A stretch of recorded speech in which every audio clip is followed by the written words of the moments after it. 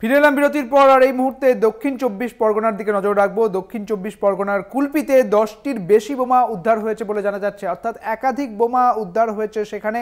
দক্ষিণ চব্বিশ পরগনার কুলপির ঘটনা, শ্যাম বসুর চক এলাকায় এই উদ্ধার হয়েছে এই বোমাগুলি। পুলিশ এসে সেই বোমাগুলি উদ্ধার করে নিয়ে গিয়েছে বলে জানা যাচ্ছে। বোমাগুলি কোথা থেকে এলো তার তদন্ত শুরু করেছে পুলিশ। দেখতে পাচ্ছেন সেই ছবি, প্রথম খবর কলকাতা টিভির পর্দায়। কুলপিতে বোমা উদ্ধার, একাধিক বোমা উদ্ধার, ঘটনাস্থলে পুলিশ পৌঁছয় এবং বোমাগুলিকে উদ্ধার করে নিয়ে যায়। এখনো পর্যন্ত যে খবর উঠে আসছে যে বোমাগুলি কোথা থেকে এলো তা এখনো পর্যন্ত জানা যায়নি, কিন্তু তার তদন্ত শুরু করে দিয়েছে পুলিশ। আরো বিস্তারিত জানবো, আমাদের সঙ্গে রয়েছেন আমাদের প্রতিনিধি কোয়েল মণ্ডল। কোয়েল, ঠিক কি জানতে পারছো এতগুলি বোমা উদ্ধার?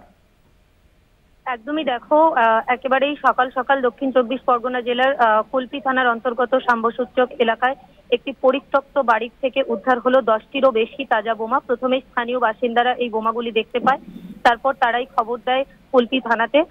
পরে ঘটনাস্থলে কুলপি থানার পুলিশ পৌঁছে সেই বোমাগুলিকে উদ্ধার করে নিয়ে যায়। তবে কে বা কারা এই বোমাগুলো ওই পরিত্যক্ত ঘরে রেখে গেছে তা এখনো পর্যন্ত জানা যায়নি। ঘটনা খতিয়ে দেখছে কুলপি থানার পুলিশ।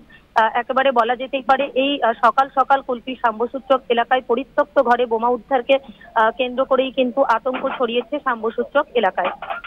এবং স্থানীয় মানুষরা কি বলছেন?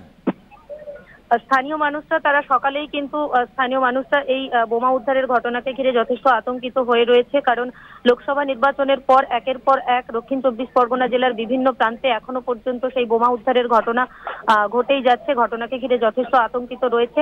তবে এই বিষয়ে স্থানীয় মানুষরা তারাও কিন্তু বলছেন যে কিভাবে এই পরিত্যক্ত একটা বাড়িতে বোমা আসলো, কারা রেখে গেল, সেই বিষয়ে তারাও কিন্তু এখনো পর্যন্ত অন্ধকারে রয়েছে। বেশ, অনেক ধন্যবাদ কোয়েল তোমাকে। আমাদের সঙ্গে ছিলেন আমাদের প্রতিনিধি কোয়েল মণ্ডল। আপনাদের জানিয়ে রাখি, কুলপিতে একাধিক বোমা উদ্ধার হয়েছে, প্রায় 10টি বোমা উদ্ধার হয়েছে বলে জানা যাচ্ছে এবং এই প্রতিটি বোমাই কিন্তু উদ্ধার করে নিয়ে গিয়েছে পুলিশ। তবে তার তদন্ত শুরু করেছে পুলিশ ইতিমধ্যেই, কারণ বোমাগুলি কোথা থেকে এলো তা এখনো পর্যন্ত জানা যায়নি।